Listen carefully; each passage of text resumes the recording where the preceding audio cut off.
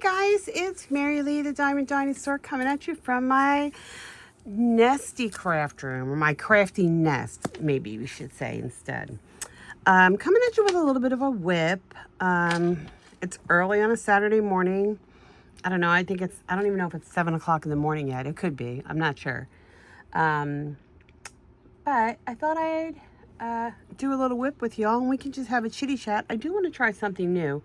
So let me show you guys what I'm working on and the tools that I'm using, and then I'm going to show you something a little different from my normal channel.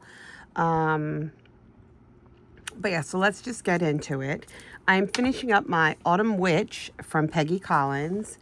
My trinket tray, I'm still using my Eagles trinket tray from Sparkling Nana. I actually have a couple more trays coming from her.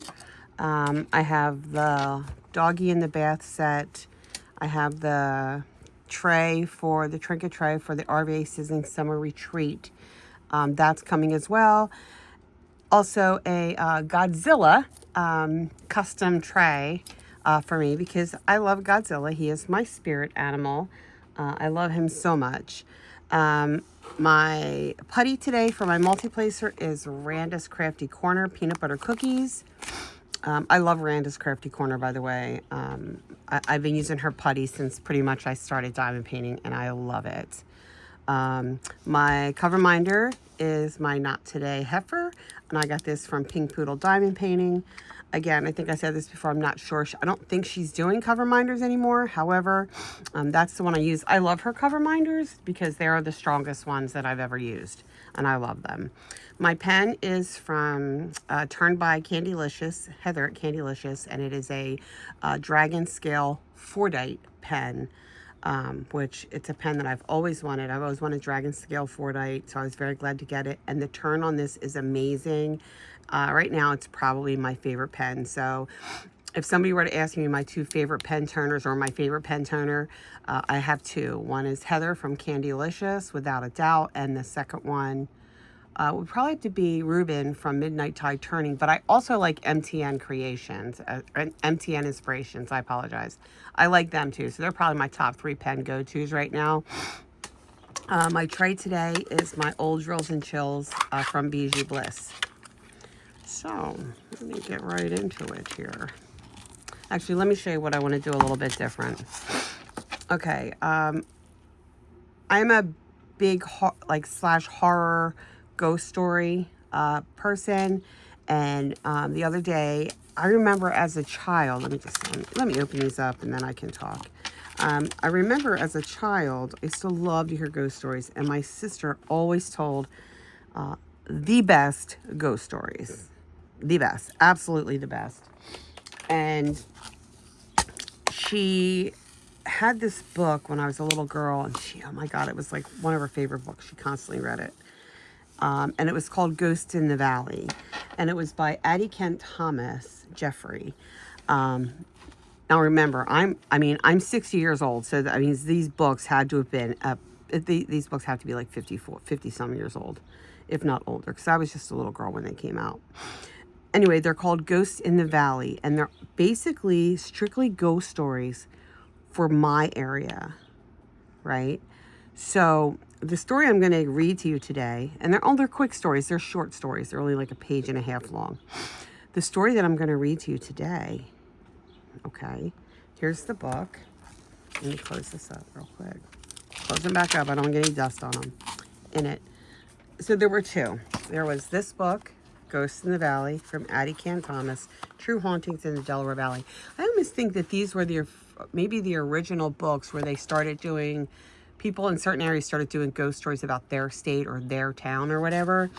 And I think these were, I wish I could find the date.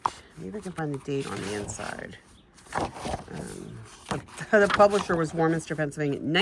This is the 7th printing. So this was done in 1995. Bill got me these. My husband got me these books. He found them.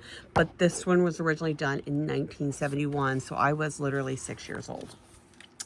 And then she did a second one called More Ghosts in the Valley. And this one is the 5th printing from 1994, and this was done in 1973, 2 years later.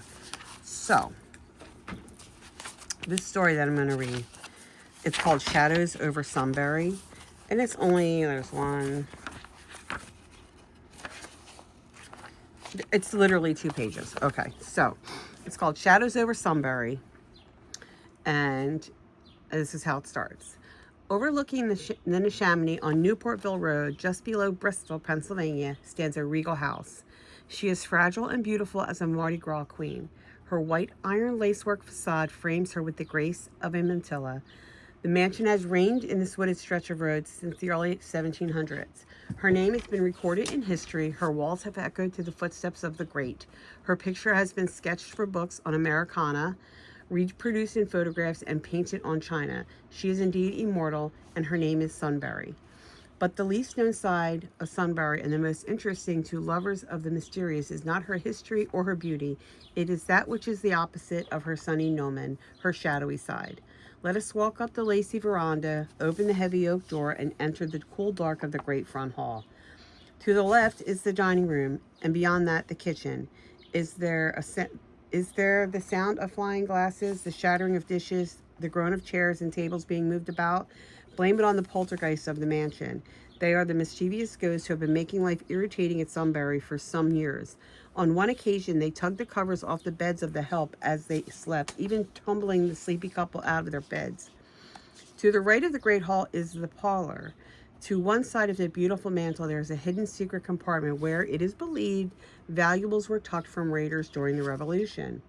If the sound of chains rattling echoes through the quiet room, it makes its eerie way from depths far more hidden than the jewel cache. It comes from beneath the first floor of the inner recesses of the house, where legend says a Hessian soldier once took refuge after escaping imprisonment. He met his end in the house and has haunted it ever since. If we glance up the graceful stairway leading upwards from the great hall, we might see Sunbury's most charming ghost. She is a lovely lady dressed in a long white dress with a blue sash. She is frequently seen standing at the top of the stairs. This intriguing creature haunted the mansion's mistress, Mrs. Alice Loring, from the time that she was a child. Alice used to see her on many occasions in her childhood home in Philadelphia. "Who is the pretty lady visiting us?" she used to ask her mother. And her mother used to say, "No one for you to be concerned about." She would never answer with a knit of her brows and a quick pat on Alice's shoulder. It wasn't until Alice was grown that her mother explained that the lovely apparition who made her appearance from time to time was not a friend, but a ghost. "Ghosts don't haunt places," Alice told me. "They haunt people." And so it seems. The lady with the blue sash is proof. When Alice moved to the family homestead with her husband many years later, the white gowned charmer moved with her. Was that a low growl from the corner of the upstairs hall? And no animal there? Ah, but there is. See his misty form? Feel the soft furry form against your hand? He is Sunbury's most winning ghost, a gentle curl-up-in-the-corner puppy who appears from time to time. Now we must not go a step further. The pine-paneled bedchamber to our left down the hallway is supposedly shut off behind a locked door. But look, the door swings open, and you lock it again. But to no avail, it will not stay locked. As the mistress of the mansion puts it, that is her great-uncle Caleb's old room.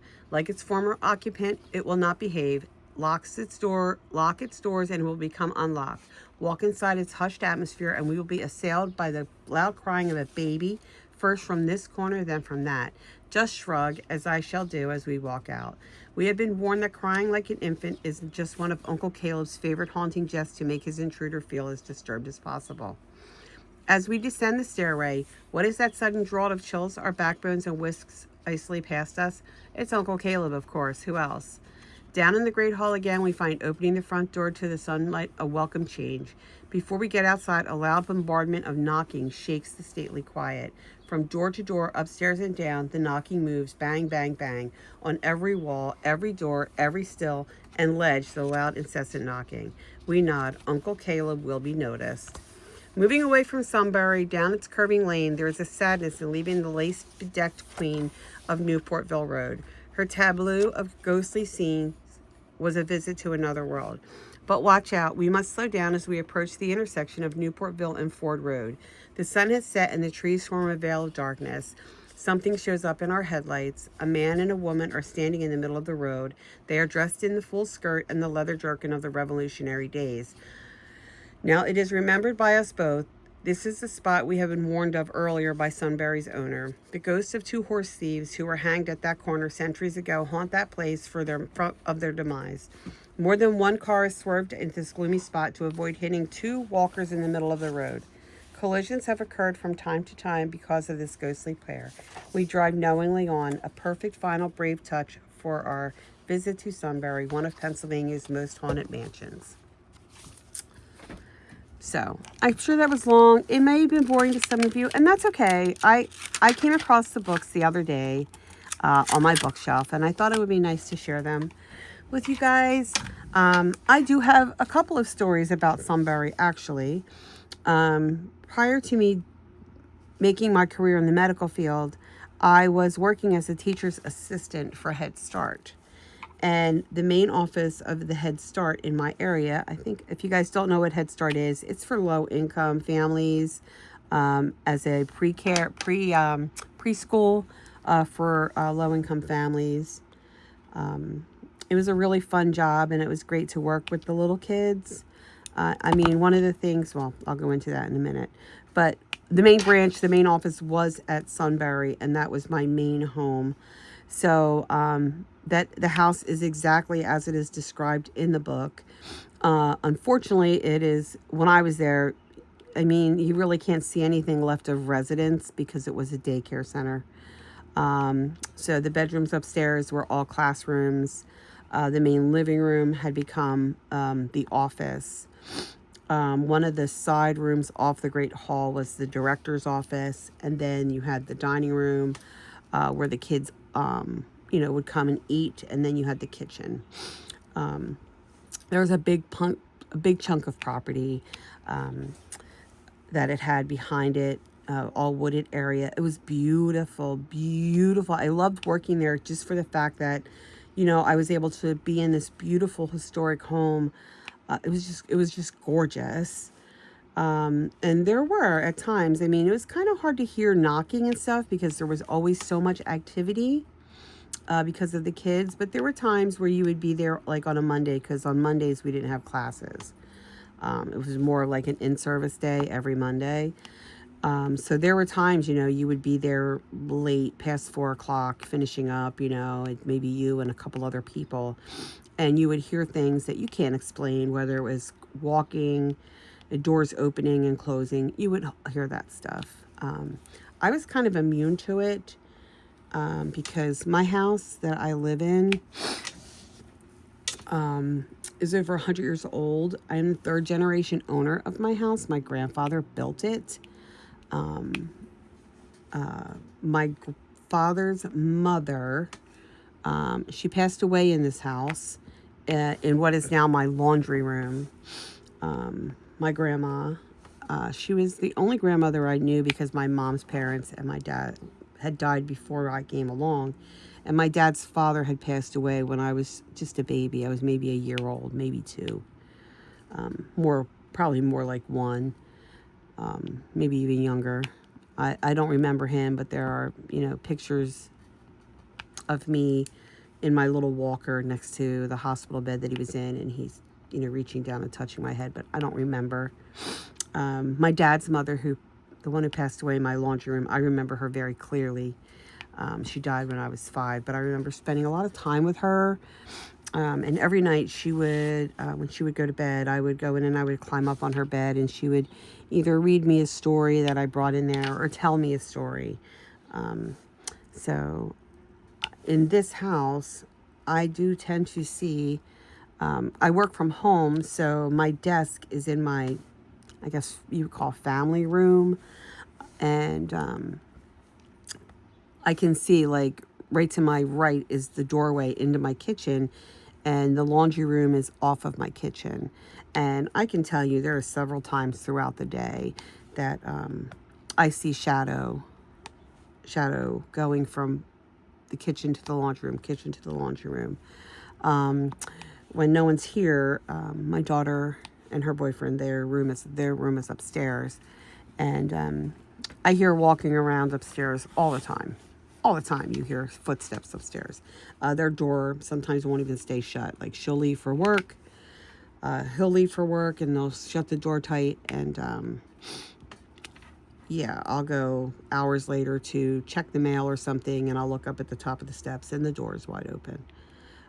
So yeah, this house is haunted. There are things that happen in here that are, unexplained. I know what's going on though. I don't think my husband necessarily sees anything. He's not attuned to that. He just doesn't care. It's like, yeah, whatever. So I don't think he even pays attention to it. But yeah, I love those kind of scary stories. So I was really glad that I found these books. So if you guys like that, I mean, they're literally like just a page or two long, right? If I can find more, like if there's any that's longer than that, like this is Glassboro's Little Girl. That one seems to be like a few pages. That's not my shtick. But if I can find some that are just like, a page long, or, 2 page like this, 2 pages, I can read them. If you guys enjoyed that, let me know in the comments. I'm just trying to find different things to do, probably before football season, right? Because I do believe that's probably like less than 40 days is training camp. I think it's like 33 days. And, the home opener. So nothing's going on there. My defensive player is holding out for more money. Of course he is. Why wouldn't he? He's a young guy. He doesn't realize that sometimes you just got to look at where you're at. And maybe the culture, is more important than the money. But it is what it is. Again, one player doesn't make a team, so I'm not really worried about it. You stay, you go. You don't, whatever. Yeah, so I kind of thought that would be a cute idea. I wanted to share because they are two of my favorite books. They're very much reminiscent of my childhood. So, but talking about Sunbury a little bit, as an adult, you don't really think about things, whether it's cultural inappropriation or racism. You don't really think about those things. You just go on with your life. But one of the things I learned working at Head Start with these kids is that you're not born racist or hateful. Something in your life, in your world, whether it's your family or what you're exposed to, that creates all of that hate and racism and crap like that. I mean, I saw a little boy. I remember this very clearly. His name was Christopher. And he was definitely a problem. He was oh God, he tried our patience several times a day, for real. But when I took my mom was elderly, and I took her to see the graduation. It was like the first graduation for the kids that I would be participating in, and it was a picnic after. And I decided to bring my mom as a guest, so she could see the kids and stuff and everything, because she liked that kind of thing. And this little boy, Christopher, fell in love with my mother. He had never seen a lady with gray hair, and he just thought she was the greatest thing. He thought she was just so nice and awesome. He sat with her the entire day. Like, I never seen the kid behave like this. But at one point, we were outside. The kids were outside playing, and this was before graduation. They were playing, and this little boy, Christopher, was so sad because no one wanted to play with him because he's a little bit of a bad boy. And this little black boy, I can't remember his name. I think his name was Tim. I don't know why I want to say Timothy. I think it was Timmy. I can't remember. Walked up to Christopher and just started playing with him. Like he didn't see, these two kids didn't see color, right?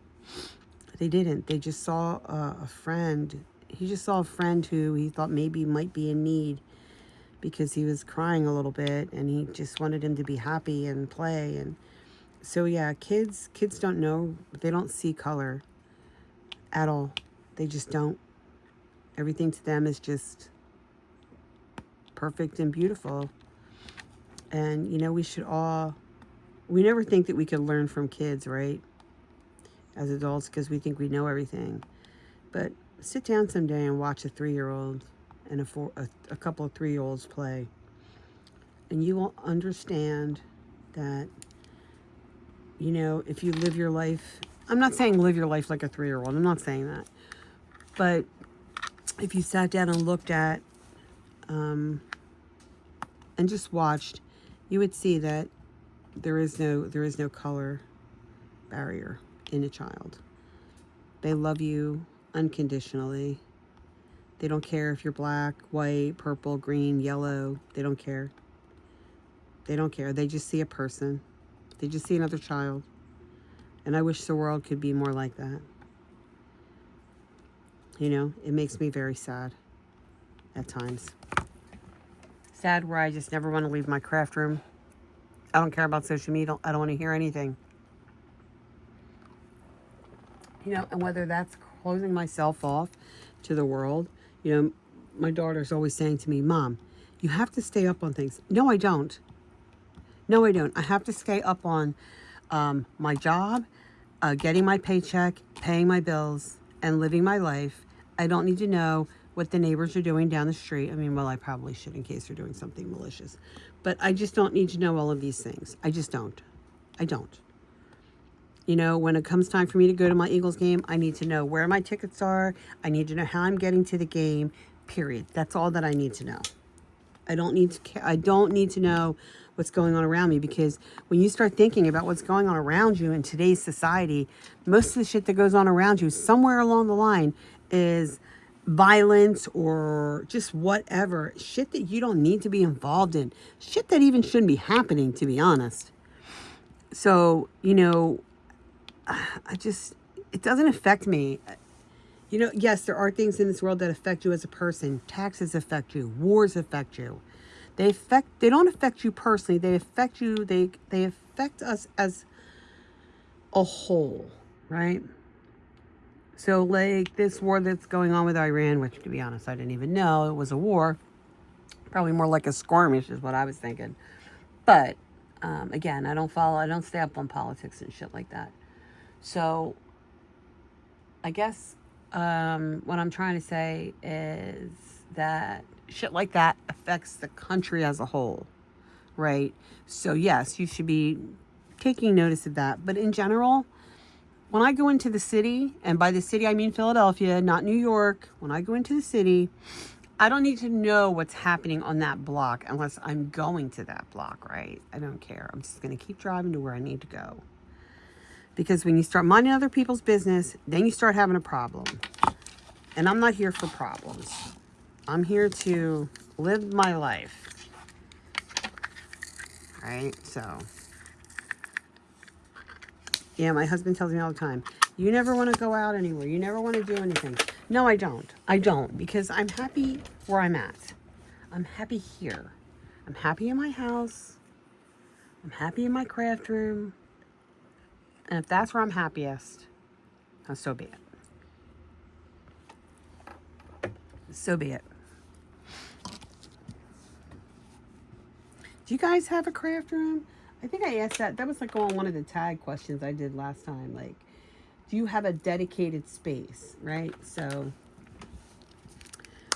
originally, my craft room was upstairs in what would be considered the master bedroom, right? It is a room in this house that I've always wanted to be in. And my friend Michelle, when we were getting our kitchen remodeled, she, she fell on hard times and she needed a place to stay. So I told her she could come and stay here. And she could have her pick of any room in the house for her bedroom and her space, but she would have to cover the remodeling costs or whatever she was going to do to it.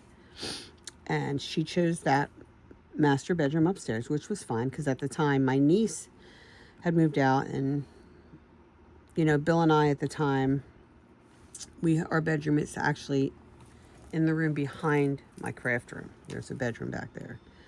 And then a second bedroom. You have to go through one bedroom to get to the other. My daughter, her bedroom was in the first room, and we had to go through her room to get to ours. whatever. It's how the house is set up. Like, I'm not questioning him. That's what my grandfather did, period. He built this two-room addition on the house when my parents got married. So they could come here and have a 2-bedroom apartment with a kitchen, 2 bedrooms, a living room, and then they shared the bath with my grandparents. So my grandparents, to help out my parents, but to also make it a multi-family unit or home. So my grandparents would have someone to help them as they continue to grow older. Okay, but anywho, I digress. I got off sidetrack there. So Michelle was upstairs, and the contractors who were doing my kitchen was at the same time. So she paid them, and they did took the sheetrock down, put up new sheetrock and insulation, a new subfloor, new lighting. So she had a nice place to stay. So Michelle eventually got on her feet and moved out. So by then, my mother had already passed away, and my husband and I decided, well, my husband was working overnights at that time. And again, my daughter and we were all the way in the back part of the house. So I was afraid that with my husband not being here, which doesn't really matter, because if he hears a noise in the middle of the night, he wakes me up to go check it out. So I felt like when my husband said, when my mom passed away, he said, we can do whatever you want with your mom's room. If you want to make it your office and you can, put your work stuff in here, you can. Would you like to do that? And I said, no, I didn't want to make that room my office because I didn't want to sit there and think of my mom while I was working. I thought maybe it would be too much of a distraction. So he said, do you want to make it a craft room? You and your mom scrapbooked a lot. No, I don't want to make it a craft room because then it'll make me think of my mom. You know what I mean? I just didn't want to do that. So we kind of left it empty for a while. And then I really thought about it and said, when you're not here and you're working overnights, the dogs are usually all the way in the back bedroom with me. And if somebody were to come in the front part of the house, I would never know it until it was too late. So I decided that I was going to make that our bedroom. So this way, I would know if someone came in the front part of the house. So that's what we did. So that is our bedroom. So my husband and I sleep in my mother's old bedroom, my parents' old bedroom. My parents used to be, when I was a little girl, they slept upstairs in the master bedroom. But my dad had broken his back. So he kept falling. He would fall down the steps. He would twist and his leg would go out. So he would fall down the steps. So we didn't want that anymore. So we moved him and my mom downstairs, and that was their bedroom.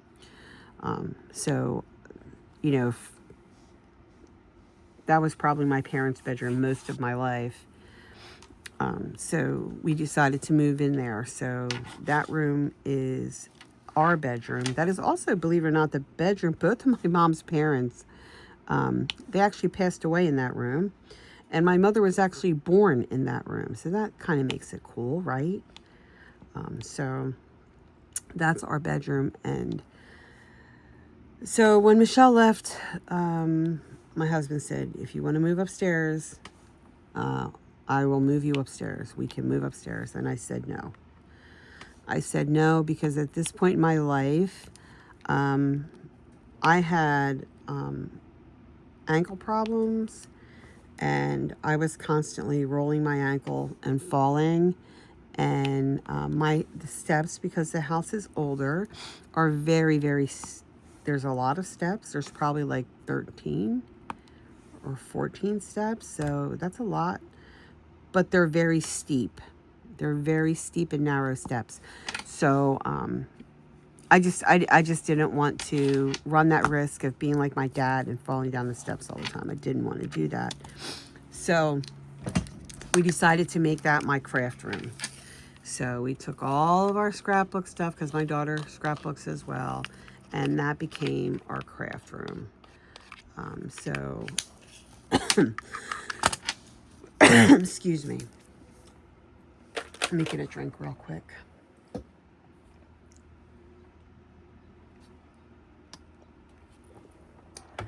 So that was my craft room for a very long time. And then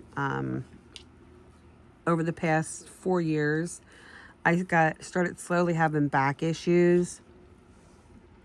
So I just stopped going up and down the steps, and I kind of stopped scrapbooking for a couple reasons. I still love scrapbooking and I miss scrapbooking, but the reason I don't scrapbook is it's really hard to maneuver.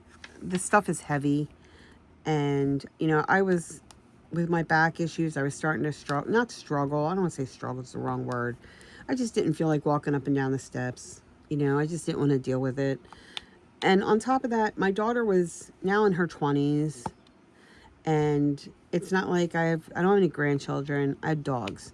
So, I mean, how many dog pictures can you take and scrapbook, right? I don't have any grandchildren. My daughter didn't want any more pictures taken of her. She's not a child anymore. So scrapbooks are always fun when you have kids and stuff like that and you're taking pictures. And I was pretty much caught up. So all I have to scrapbook is I have some concerts, my dogs, football games, so I have a lot of those to scrapbook, and I just don't have that kind of energy, to be honest. And I eventually found diamond painting.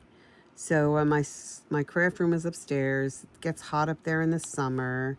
I like to say that's where Satan lives. That's his summer vacation home, apparently. It's hot as balls up there. So yeah, I stopped scrapbooking and started diamond painting. And when I started diamond painting, I was just using smaller canvases, like just small little snack size, that fit on like a A2 or A3 light board. So I would sit on my couch and diamond paint these little things and, have a good time. And I was just learning, and then I needed a little table next to me so I could do it on that because the lap desk just wasn't working. My canvases started to get bigger because I started really buying a little bit bigger canvases, and then decided, I would research what other diamond painters were doing within the community. And I came across somebody's video. They were using a drafting table, a glass top drafting table that you can tilt. It was on wheels. So I showed my husband, and we got it, and I put it together, and that became my workspace. I wanted something that could be mobile, easy for me to move around, so I could go from room to room. I have 11 rooms in this house, and 6 of them are bedrooms. But I don't use them as bedrooms. But my husband sits in the front part of the house, and I usually sit in the back part of the house. We have a TV in the family room. We have a TV in the living room. So my husband, he likes to sit in the living room, and that's okay. I prefer to sit in the back. That's where I always sat. As a teenager, I always hung out in the back in the den area. It's the room I work in. So, but I had the capability to move my diamond painting anywhere. Like if I have a big cement slab out in the middle of my yard, I could put the umbrella up, and if I wanted to, I could literally have my husband help me carry my table out on the cement, and I could sit out there and diamond paint if I wanted to. I actually I don't even have to take my table out. I could literally just take the table that's out there and clean it off. Because at the end of the day, diamond painting is very, very, very, very mobile. You know what I mean? Like, you don't have to have all this shit to take like you do scrapbooking. It's a canvas and drills. That's all you need. And a pen. That's it. Go about your day. So, and actually, that's a good idea. Maybe I'll clean that table off out there, put that umbrella up, and I can sit out there and diamond paint in the shade. That'd be awesome. Maybe I'll do that someday, but not today. So once my daughter started dating her boyfriend, and he kind of was falling on hard times when they first started dating, and he ended up staying here with us, and he's been here for 2 years, so they've been together 2 years now. She was in the back part of the house, the back bedroom. She had 2 rooms pretty much. Well, actually no, one of the rooms, her old bedroom became my boudoir, my walk-in closet. And then her bedroom was my old bedroom, the room behind this room. And they wanted a little privacy, and that's completely understandable. So, you know, my husband tends to, I'm not saying that he doesn't care, but he kind of leaves a lot of the decision making about the house kind of up to me, really, because it's my childhood home, you know. And to be honest, the William doesn't really care as long as he has a place to sleep, a place to poop, and a place to eat and watch wrestling. That's all he really cares about. So I told them if they wanted to, they could have their own little space upstairs. I have no intention of ever going upstairs. I don't really like the steps. So they could clean out the 3 rooms that are up there. And that would give them 3-room living space, bedroom, a living area, a little office space if they needed it to be an office. That they could go ahead and do that. I'm not going to charge them rent right now because they would be putting work in to the rooms to fix them up and do whatever. So Sean, her boyfriend, he actually ended up cleaning out that bedroom, that craft room. He bought all my scrapbooking stuff downstairs, and it was just hanging out in the living room so they could move upstairs. And the intent was we were just going to switch the scrapbook stuff and put it in that old bedroom. That old bedroom needs to be remodeled so badly. So he was going to just put it in there for now. But then the room that I'm in was the kitchen. It was the old kitchen for the 2-bedroom apartment.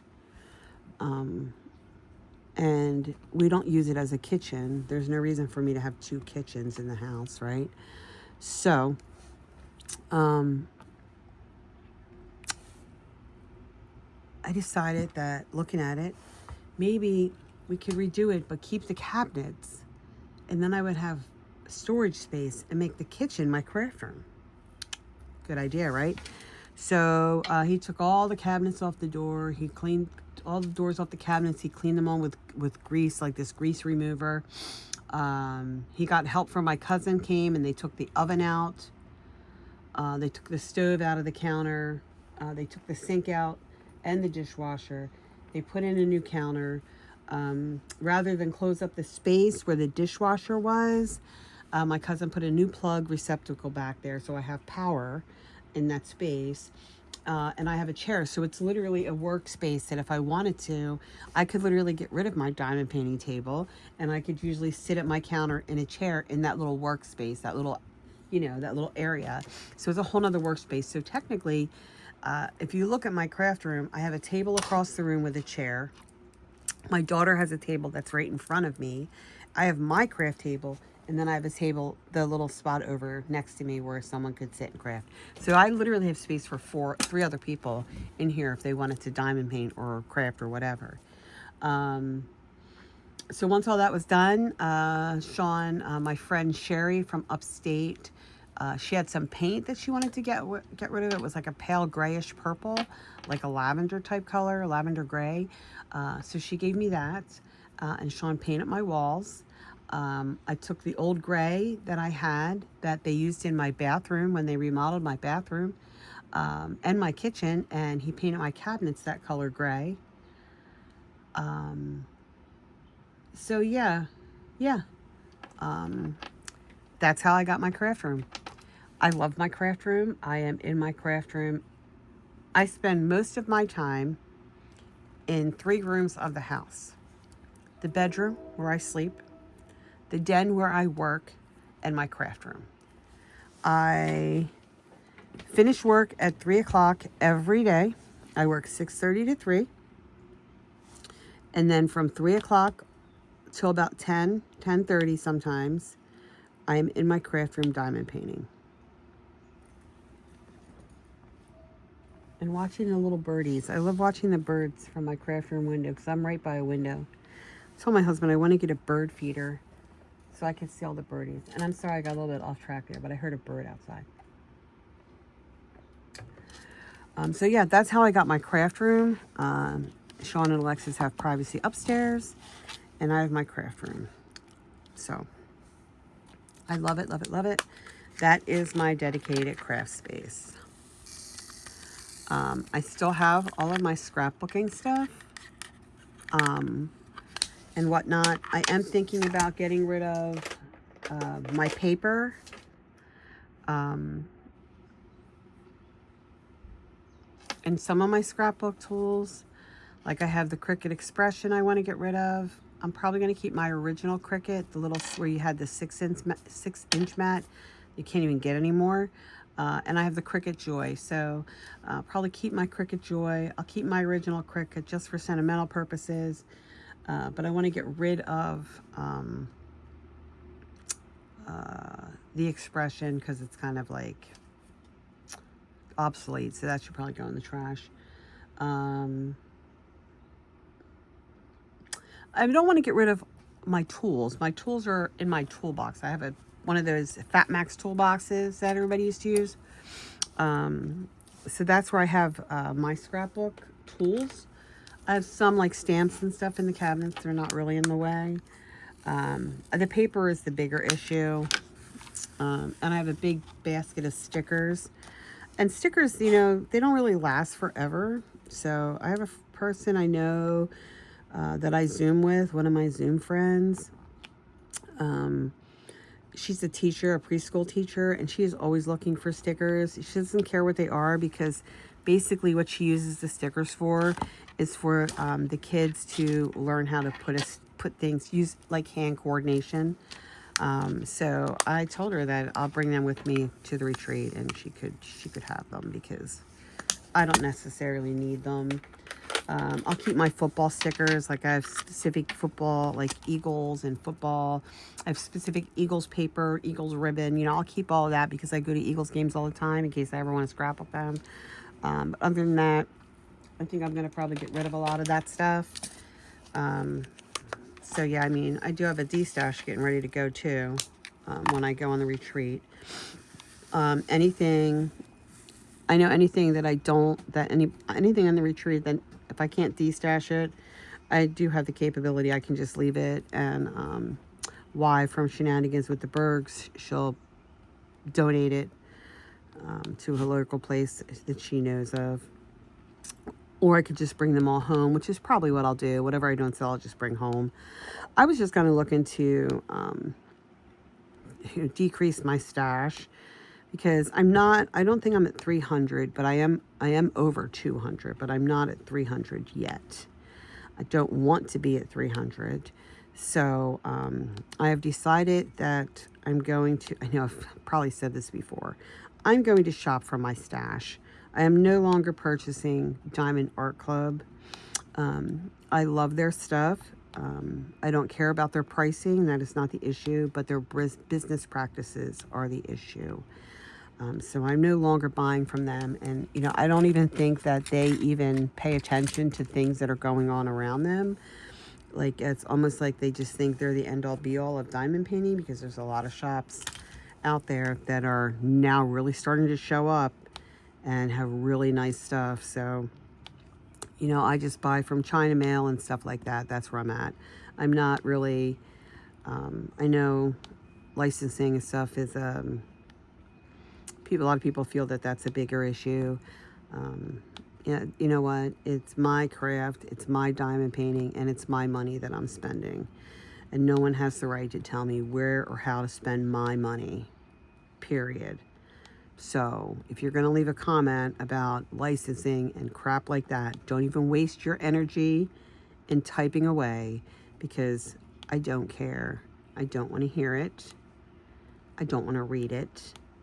This is a safe place for diamond painters to come and watch a video, so don't be posting any negative stuff because I decided that I'm not buying licensed material. I just don't care, period.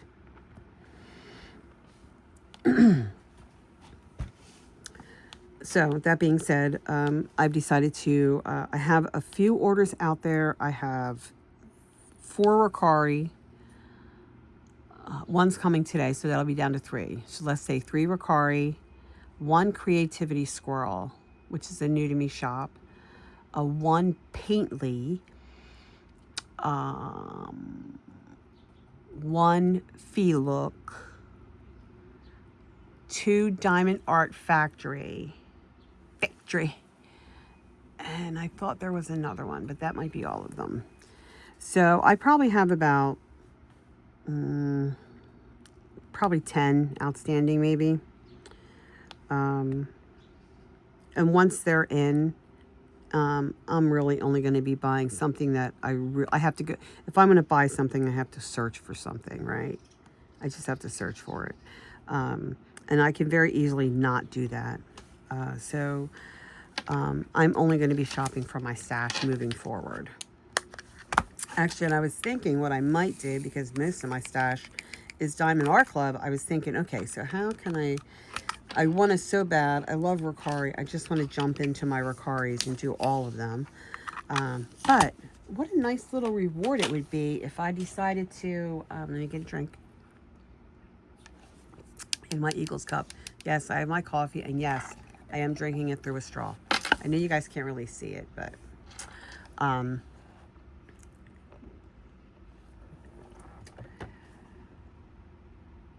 I think what I'm going to do, I lost my train of thought there. I think what I'm going to do is I'm going to tell myself that I have to do 2 or 3 Diamond Art Club canvases, and then I can switch to something else. But I don't even know if that'll work out, to be honest. I mean, let's be for real. This is my stuff, and if I want to do all of my Ricaris, I can do all of my Ricaris.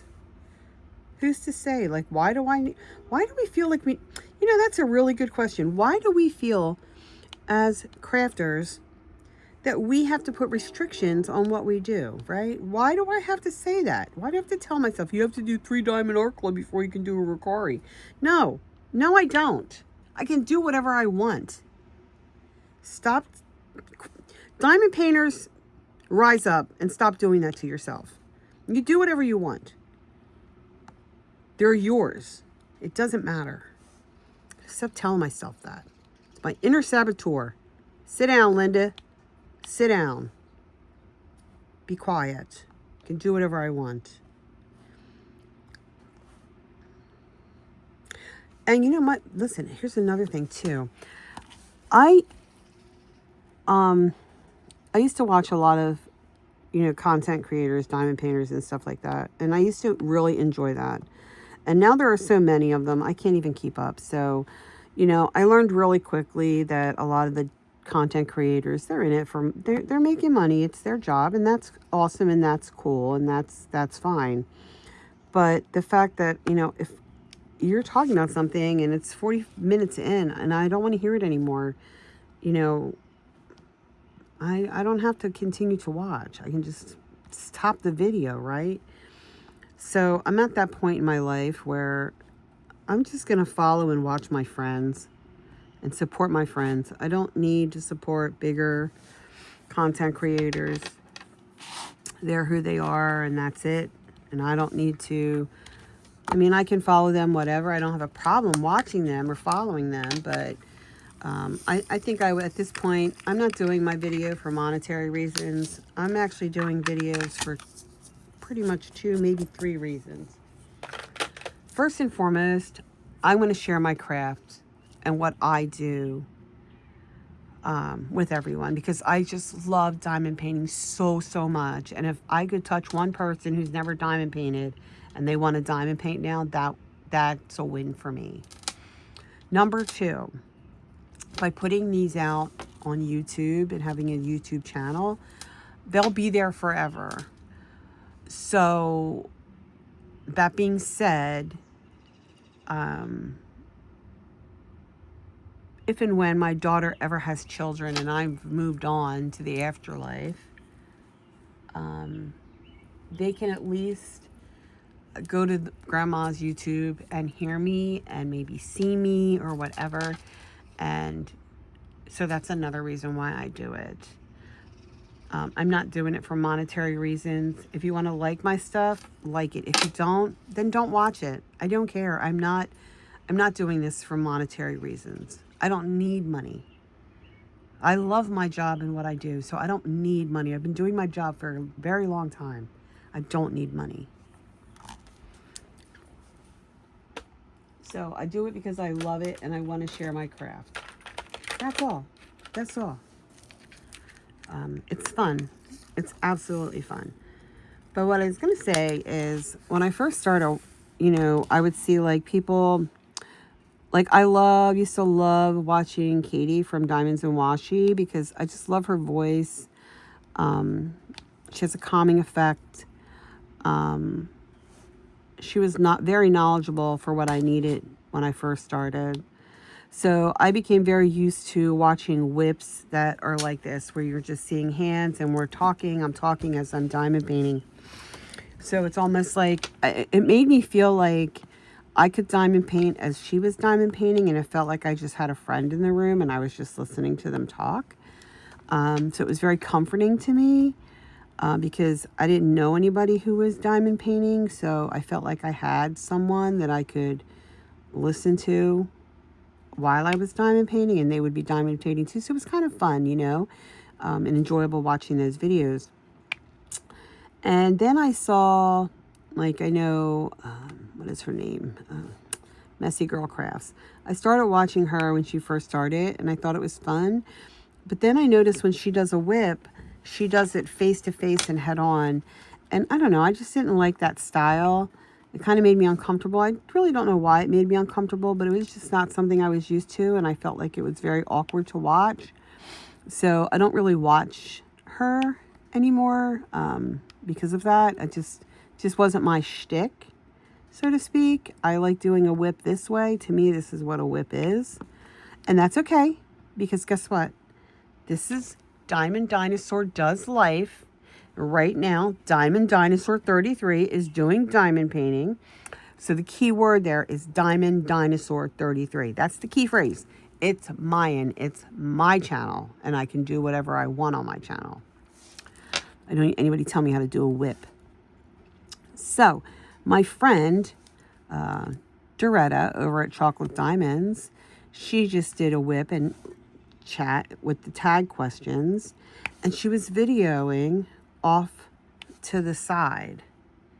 You were able to still see what she was working on, and you were able to see her, and it was very flattering, and I loved it. I love the fact that she filmed it that way. I hope she films a lot more that way. I actually, now that I've seen her do it, I'm like, oh, do I want to steal that from her? But I know it's not stealing. Dee would say, yeah, go ahead, sure. So I think I would like to try that, but I'm a very vain person at the same time. So if you're looking at me at the side and I don't like the way I look, I won't be doing it like that. Hell to the no. So I have to find a way to feel comfortable being on camera. I'm not afraid to be on camera, but again, a very vain person in the fact that if my husband takes a picture of me, before he posts that, he better show it to me, and I'll let him know if he can post it, because I'm very vain like that. I'm very, very vain. But as my daughter would say, ugh, you're a Virgo. I can tell. So that's my daughter's go-to. She loves astrology. And she'll be like, ugh, you're such a Virgo. Okay. Your point? I know I've talked a bunch of minutia today, but I just felt like talking and doing stuff, doing life, right? It's a beautiful day. I unfortunately don't go out on days at this time of the year because I'm allergic to everything under the sun. Tree pollen, grass pollen, whatever. So I tend to be in the house more, which I need to get up and put up my air purifier. I just haven't put it on yet. Yeah, so I have bad allergies. So yeah, I'm going to finish this today, this Autumn Witch. Definitely going to finish it today. And then I'm going to move over back to the Voodoo King. And I think I was telling my husband, not that my husband cares, he could give two craps. I said, yeah, I think I'm going to finish Autumn Witch today. And then I'm going to finish the Voodoo King. And then I think I might go back to my dinosaurs because I am doing, my husband and I are going on a dinosaur date next Friday. So that's exciting. We're going to go see a museum not far from here. Is doing a Jurassic, they're calling it Jurassic June. And this is the third. They're going to be showing Jurassic Park 3 in their theater or on their veranda. They have tickets, and you can watch some movies surrounded by dinosaur fossils. They're going to have a fossil dig. They're going to have dinosaurs walking around dancing, so you can dance with dinosaurs. So I will be living my best, what was Jurassic, Cretaceous period, doesn't matter. I'm going to be living my best dinosaur life. I was very excited when I told my husband, oh my God, we can dance with the dinosaurs. And if you guys knew the William, the look was great. That's awesome. That's exactly what it was. Great. And of course, the roll of the eyes. The William is not complete unless the eyes roll, for sure. Like, whatever. He's exhausting. Well, no, he probably thinks that of me. Oh my God, you're so exhausting. But he'll do it. He'll go. He'll hang in there. He'll dance with the dinosaurs. He'll do all of it. He'll just be like, okay, let's go. So, yeah, I can't wait because you know me. I love dinosaurs. Diamond Dinosaur does life. Yes, she does. She does something. Depends. But, I mean, I think I'm going to do more on my channel too this year. Like when I go to the Eagles game, I'm going to do some lives for the Diamond Dinosaur channel. So it could be Diamond Dinosaur Does Football. I have to be better on my channel. I need to be better in editing and stuff like that. But I just don't sit down and do any of it. I don't really have a computer anymore, so I have to do everything on my laptop.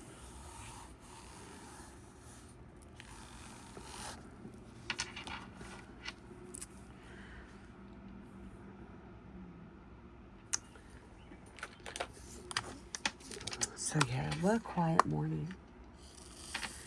I would like to wake up maybe tomorrow. I used to like to do the ASMR videos, but I can't always get it to pop, like the diamond painting. I can't always get it to pop. So when I can't get it to pop, then I have a metronome app. I'll just put a metronome on, and it'll play in the background. So you hear click, click, click, click. I need to do some ASMR videos, I think. Post them on TikTok. People tend to like those ASMR videos.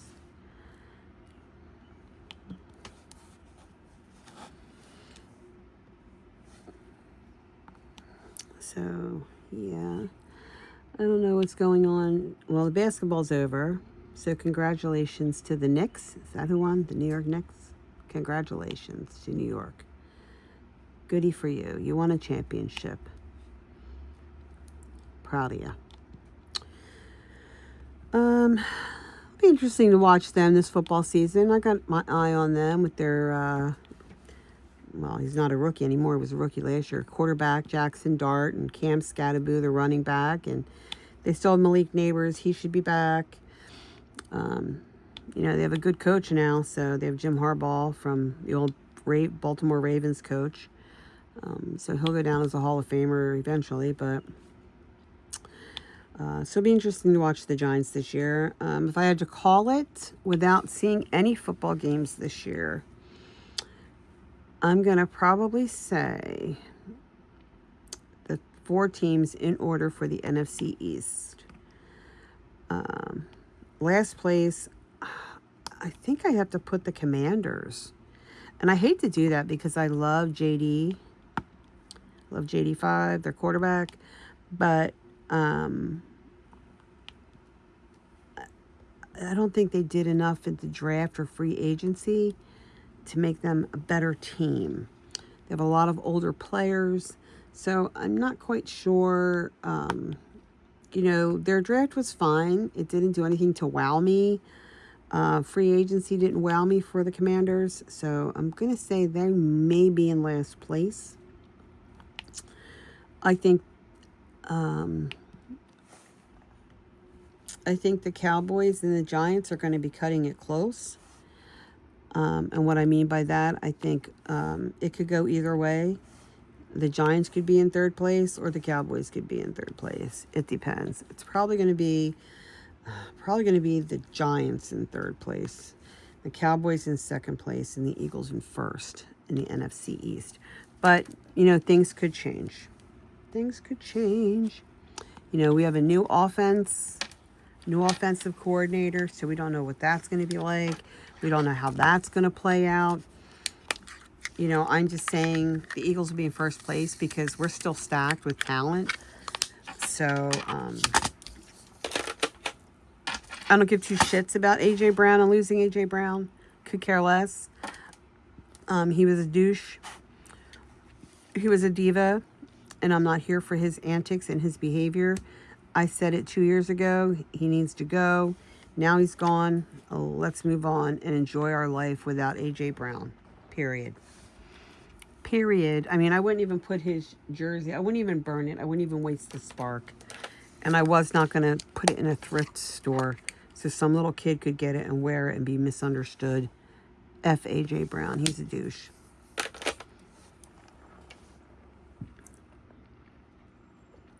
And if you wanted to know what I did with the jersey, I put it in the trash. Yes, I did. I sure enough did do it. Did not give two shits.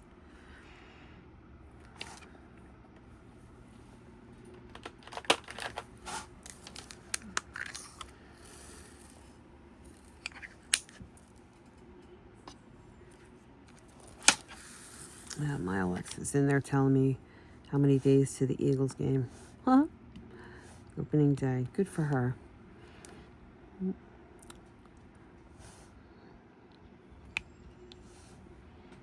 More birdies out there singing away. So guys, I guess that's it. Let me know if you like the little ghost story because I thought that was kind of fun. I gotta do a ghost story. Oh, look at this. Aunt Ellen. It's literally one page of Aunt Ellen. But I figured, you know, it would be fun. Even though it's not Halloween time yet, but it's always Halloween at my house. It's always spooky season. Love spooky season. So, I'm going to go and finish my coffee. And I will catch you guys on the next one. So I will talk to you soon. I'll see you on the next one, you guys. Remember, roar in dinosaur means I love you and appreciate each and every one of you. If you like this content and you like this video, please hit the thumbs up on the way out. If you didn't and you hit a thumbs down, that's fine too. Again, don't leave any negative comments. I'm not here for that. This is a safe place.